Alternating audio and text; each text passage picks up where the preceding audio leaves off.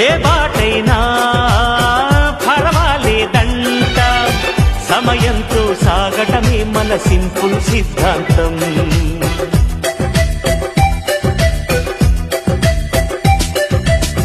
చిరుగాలికి పరిమళమిచ్చే సిరిమల్లెల వనమై ఉందాం, గగనాన్ని నేలను కలిపే హరివిల్లుల బంతెన అవుదా.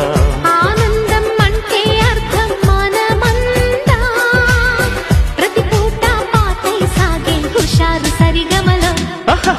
ఎన్నో ఎన్నో రాగాలుండే సంగీతం కాదా, చల్లకి నవ్వుల కేరింత.